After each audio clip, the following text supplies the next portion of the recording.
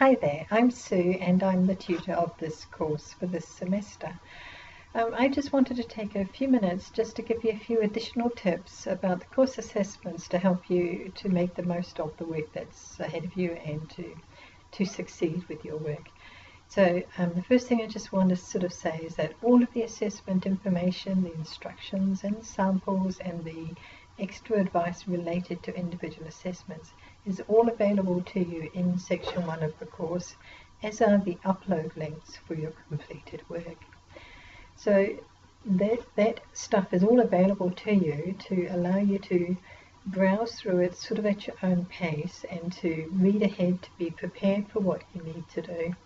But I just wanted to sort of emphasize that the way that the course is set up, we've got 4 blocks of resources, and each of the assessments is related to one of those blocks.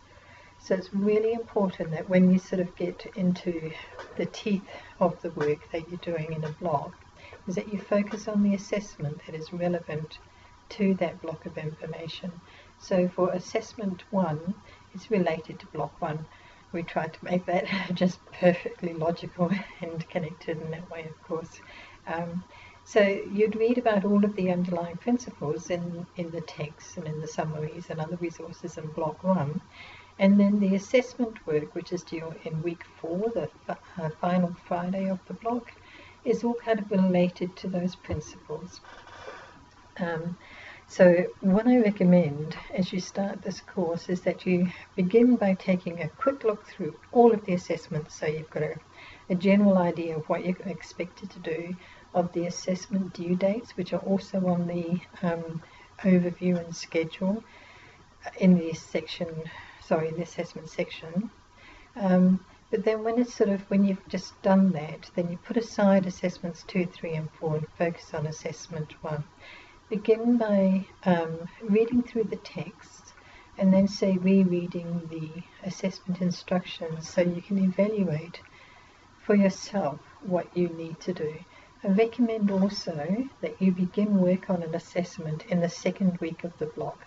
Now that might seem quite early when it sort of basically gives you 2.5, 3 weeks to do the work, but it's really discouraging if you leave things to the last week and you try and do all the work in just 1 or 2 days, because it kind of pams up your thinking and puts the pressure on. And one of the things that I believe is that it's important for you to give yourself the chance to make the most of this course and to get the most from it. And if you put pressure on yourself with assessment work, then you're only going to end up feeling frazzled and perhaps sort of taking a step back and thinking, oh, I don't want to do this. And I would hate to see that happen. So please pace yourself with your work. Keep focus when you're in block 1. Keep your focus on the assessment work for block 1. When you're in block 2, focus on the assessment work for block 2, and so on. The foundation information that you need for each assessment is in the texts. So those are the ones that you need to focus on for picking out information and principles and points and guiding your thinking.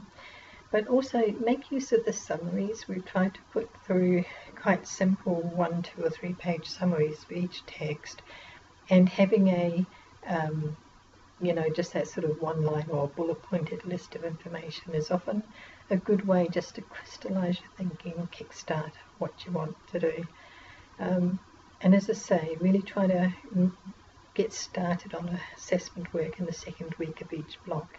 Even if you just create a really rough draft or a half-written kind of mess of notes and ideas, it's fine. It doesn't matter. It's just the key is having something to work with, because when you've got some information, you've got material to sort of work with, the actual writing up is going to go so much faster and be so much better for you.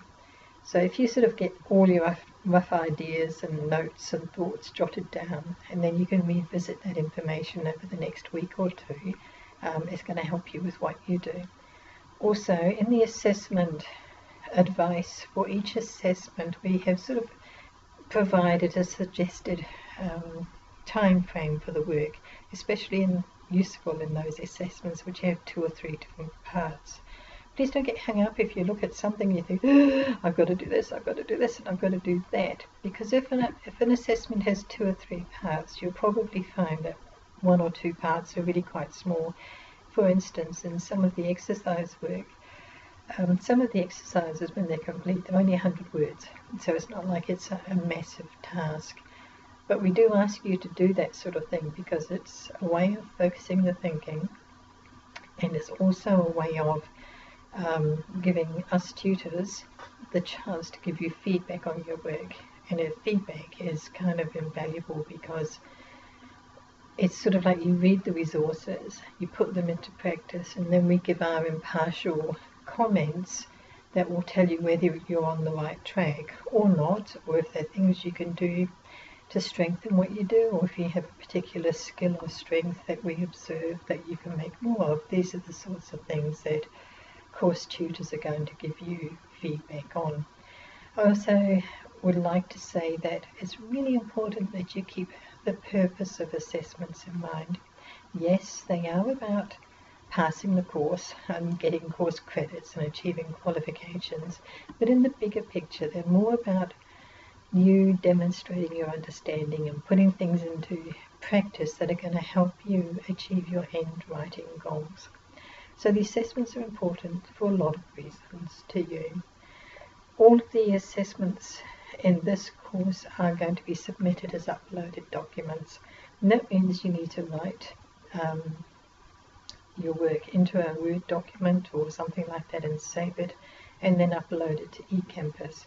So if you've got any sort of questions about how that happens, please look at the little bit of information provided in the second button in this section, and it'll give you tips on how to get that done quickly. Look, I look forward to working with you over the next little while, and I do encourage you to send me work to get feedback. If you're not quite sure if you're on the right track, please remember that I'm here to help, to give my opinion and to just help you along the way. And never be shy about asking questions. Some people just say, oh, I'm sorry that I'm asking questions, but my view is that's what I'm here for, is to answer your questions if I'm able. So please contact me if I can help.